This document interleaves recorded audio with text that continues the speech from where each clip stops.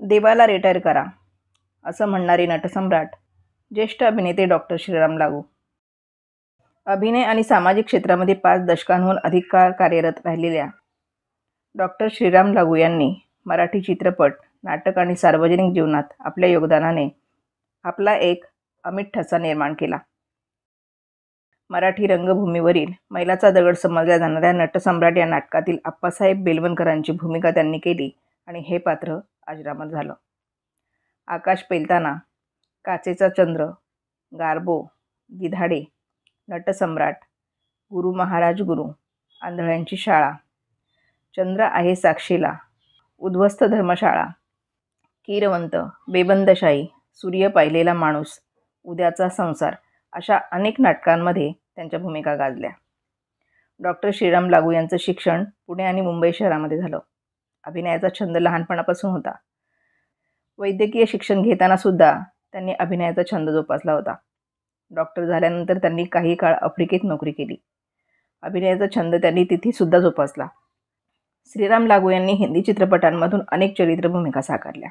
1977 साली आलेल्या घरोंदा या चित्रपटातील मध्यमवर्गीय बॉसच्या भूमिकेसाठी त्यांना सर्वोत्कृष्ट सहाय्यक अभिनेत्याचा फिल्मफेअर पुरस्कार मिळाला होता. गांधी चित्रपटात त्यांनी गोपाळकृष्ण गोखलेंची एक छोटी भूमिका साकारली होती. पुण्यात शिकत असताना लागूंनी गोखलेंची भूमिका केली होती. तीच भूमिका त्यांना पुन्हा एकदा साकारायला मिळाली. डॉक्टर लागूंच्या आणखी एका सिनेमाचा विशेष उल्लेख करावा वाटतो तो म्हणजे एक दिन अचानक. या सिनेमातील प्रोफेसर शशांक रे आपल्या कुटुंबाला एके दिवशी अचानक सोडून निघून जातो. तो कधी परत येतच नाही. पण त्यानंतर कथानकाचा भाग नसूनही लागूंचे पात्र एका भावनेसारखं पूर्ण कथेवर आपला प्रभाव कायम ठेवतात. डॉक्टर श्रीराम लागू यांनी साकारलेले चित्रपट पिंजरा, सामना, सिंहासन, सुगंधी गट्टा, देवकी नंदन गोपाला, स्वयंवर, हमसे है जमाना, सदमा, समय की धारा, शेर शिवाजी, शालीमार, मैं इंतकाम लूंगा, रास्ते प्यार के, लूटमार, लावारिस, सम्राट. मराठी रंगभूमीने लाडका नटसम्राट गमावला आहे. झाले तर बहु होतील बहु, पण या शब्दांमध्ये मुख्यमंत्री उद्धव ठाकरे यांनी श्रीराम लागू यांना श्रद्धांजली वाहिली होती. डॉक्टर श्रीराम लागू यांनी साकार केलेला नटसम्राट अविस्मरणीय असल्याचं सांगून पुढे म्हणाले, मराठी आणि हिंदी चित्रपटात त्यांनी काम केलं आणि पिंजरामधील मास्तर आणि सिंहासनमधील मंत्री त्यांनी जबरदस्त ताकदीने उभा केला. डॉक्टर लागू हे उत्तम वाचक, लेखक, विचारवंत होते. सामाजिक, राजकीय विषयावर ते आपली मते ठामपणे मांडत राहिले. मराठी रंगभूमी समृद्ध करण्यात त्यांचं योगदान मोठं होतं.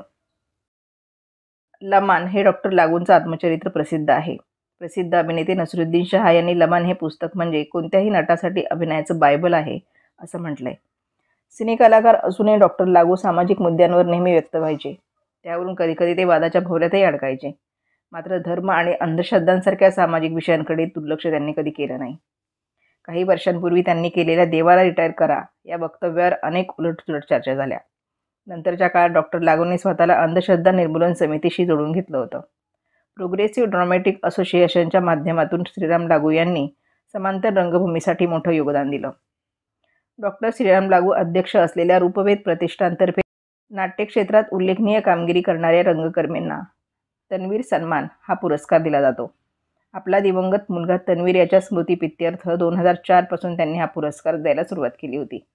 त्याचबरोबर तन्वीर रंगधर्मी हा पुरस्कारही रूपवेध प्रतिष्ठानतर्फे दिला जायचा. 1999 साली जेव्हा अण्णा हजारे यांनी भ्रष्टाचार विरोधात उपोषण केलं होतं तेव्हा श्रीराम लागू यांनी त्यात सहभाग घेऊन 3 दिवसाचं उपोषण केलं होतं.